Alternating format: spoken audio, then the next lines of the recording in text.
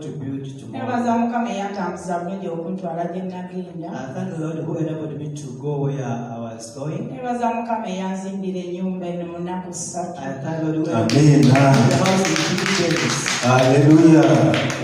Era asigaziza kusereka. Just mainly the roofing only.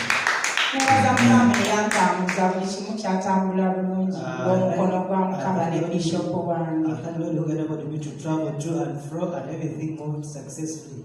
Nagula ploti naye nga siguze nti nguze kumpi n'abantu bange. So I bought a plot but naye nebaza Mukama olw'ekisa kyeyandaga kyeyanteekako kuba nasobola okubeera n'abantu abaneegattako naye nga nze si yenze eyabeefasa naye bajja ku saiti yange. But I thank the Lord has put grace on me. Ne bansanyukira nnyo. We are so happy. Ne nfuna we napaakinga sementi wange. I got a place where I parked my Ne we cement. nasobola okusula. And even where I managed to sleep. N'abazimbi bange omu nava naye nno Kampala. Even the builders, one of them I got him from Abamu Kampala. nabasangayo. Others I found them there. Ne tusula bulungi ne We tuzimba slept mu well nnaku 3. and we built in 3 days. Nazimba rooms 5. I built 5 rooms. Amen.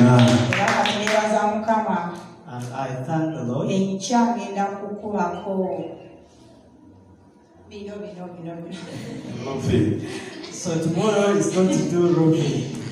Ndowooza ku Lwokusatu oba ku Lwokuna nserekeko amabaati. On Wednesday. Nebaza Mukama ku Lwokunkola obulungi. Mukama akoze I thank the Lord bulungi. for doing Nebaza Mukama olw'omwaka guno nsobodde okusasulirako abaana bange haafu fees. I've managed to pay. Nensobola n'okuzimbiramu ennyumba. Amen. Nebaza Mukama olw'okunkola obulungi bannange. Make me well. Ekitiibwa n'ettendo nkiddiza Mukama.